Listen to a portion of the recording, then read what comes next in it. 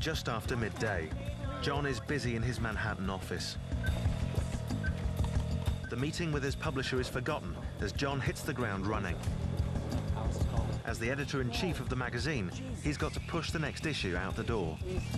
He had deadlines, he had to do so many things, and he was responsible. And I think it became a little stressful. He explained to me once that when the magazine has to go out, it has to go out. And sometimes you have to be there all night. Locked into a frenetic pace, John is about to make a series of minor mistakes that will mean the difference between life and death. Hello. At 1 p.m, he gets a call from Essex Airport and arranges for his Piper Saratoga to be fueled and ready for 5:30 p.m. But as the afternoon unfolds, his departure plan will be delayed. Need that 10 minutes ago. Good ending. 1:05 p.m. A pilot he regularly flies with calls to ask if he needs a co-pilot. John, inexplicably, refuses the offer. 4:30 p.m. The drive to Essex Airport takes about an hour. If he's going to make his 5:30 departure and fly to Martha's Vineyard in daylight, he should leave now. But John takes time to email his friend John Barlow to offer condolences on the death of his mother. 4:30 p.m. Running late, John calls Jack Klieger and postpones their meeting until the following week. 5 p.m. John calls his friend Billy Noonan and says he will not be able to make his anniversary celebration. They plan to meet later that weekend, but John will never see his friend again. 6:32 p.m. John logs on to the weather service. He reads that the conditions are hazy, visibility 5 miles. But John fails to take into consideration that the measuring device only sees what is directly above. Hello.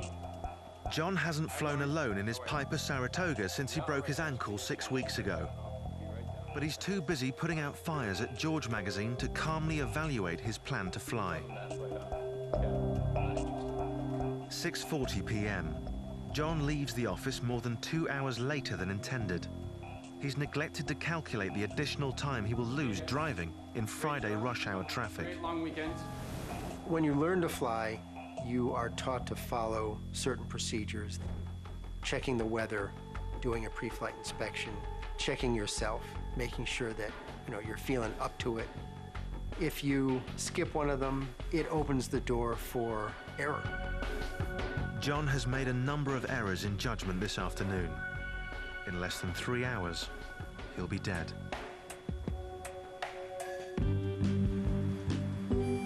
"22 years earlier, John celebrated his 16th birthday at the Kennedy compound. Despite the numerous tragedies he'd faced, friends say he embraced life with energy and enthusiasm. Some strange appreciation of life, this desire to go out and do things, to see things, like a cat. He was just curious. He wanted to see everything and do everything. But John was at best an average student.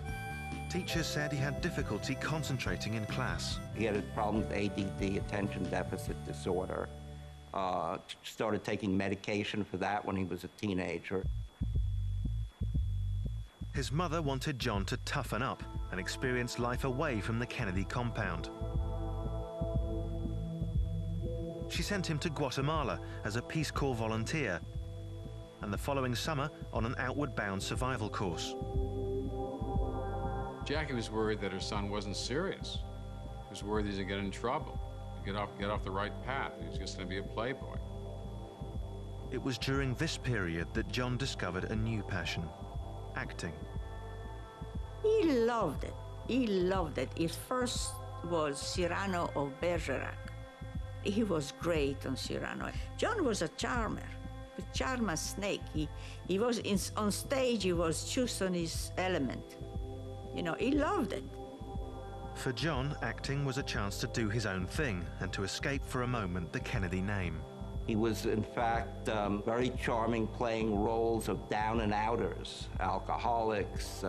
This was what he was best at, not playing somebody from his own background. It gave him the freedom to be someone other than himself.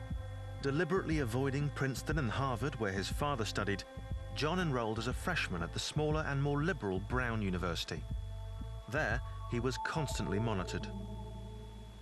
Jackie watched over John very closely, often in ways he didn't even know. I mean, she got his grades, she'd call his professors. She was omnipresent. Jackie made sure John knew he must fulfill his duties as a Kennedy. He was often drafted in to introduce his Uncle Teddy at political functions. Ladies and gentlemen, my uncle, Ed Kennedy. And when he wanted to apply to drama school as a graduate student, Jackie insisted he study law. It was Jackie who ultimately put her foot down regarding his acting career and who said, look, you know, you're going to go to law school and you're going to study law and you're going to work. Succumbing to intense pressure, John suppressed his passion for acting and reluctantly entered New York University Law School. It was the first step towards accepting his Kennedy inheritance.